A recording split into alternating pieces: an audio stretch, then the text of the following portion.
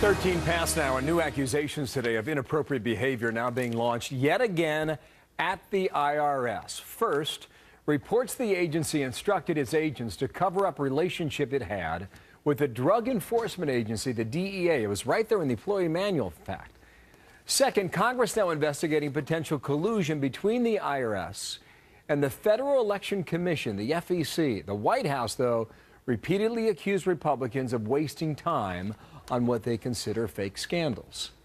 With this endless parade of distractions and political posturing and phony scandals, Washington's taken its eye off the ball.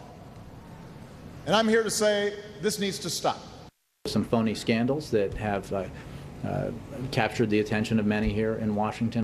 You know, fake scandals or things like that. We have to keep focused on the North Star here, the issues that the American people want us to be focused on. Byron York's our North Star right now. Chief political correspondent, Washington Examiner, Fox News contributor. Byron, good morning to you. Good morning, The Bill. connection between the IRS and the DEA apparently has been going on for years.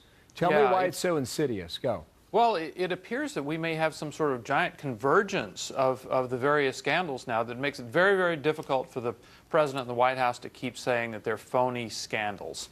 What we know about the IRS DEA thing right now, this taps on concerns about surveillance of Americans. The DEA has an intelligence operation. Let's say they're looking into a drug operation of some sort.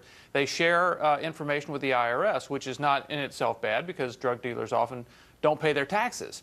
But what happens then is the IRS covers up the source of the information. The defendants in this case never know that it came from this DEA intelligence operation, and the IRS actually concocts a phony trail of evidence to use in this prosecution. So it really raises questions about civil liberties and concerns about that. So it's like go delete your inbox, right? And then delete your deleted file, and then create right? a new inbox after that. I mean, it's a bad deal. You just said that the defendant never knows the source of the charges against him. Yeah. And that doesn't seem right, does it?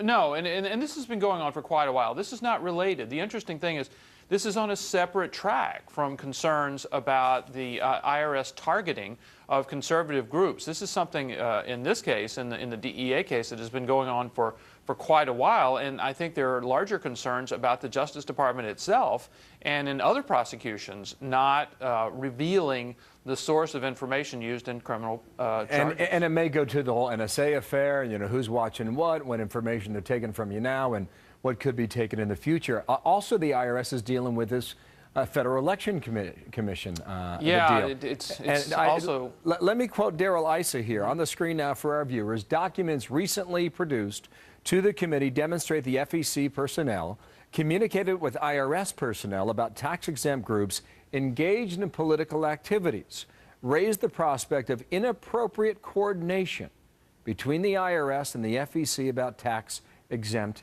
entities. Inappropriate coordination. Well, I think ISA may have been being nice using the word inappropriate. It could be illegal. I mean, it could be illegal for the IRS to share information about groups that had applied for tax-exempt status and were not granted it, and then share that information with the FEC. You know, the IRS has a lot of confidentiality requirements that bind it, and if it's sharing information either about individual taxpayers or about tax-exempt organizations, it can't share them with other parts of the government except under very controlled circumstances. So if you have the IRS and the FEC sort of openly sharing information, that's another source of concern in this whole thing. Go back to the original point. By the way, ISA wants all these documents going back to 2008, and we'll see what they reveal in the end. But when you put this DEA story with the IRS and the FEC story with the IRS, and the Benghazi story that's been picked up a little bit more by the mainstream media in the recent weeks, you know, what does that suggest overall about the theme from the administration that wants to declare all these scandals phony?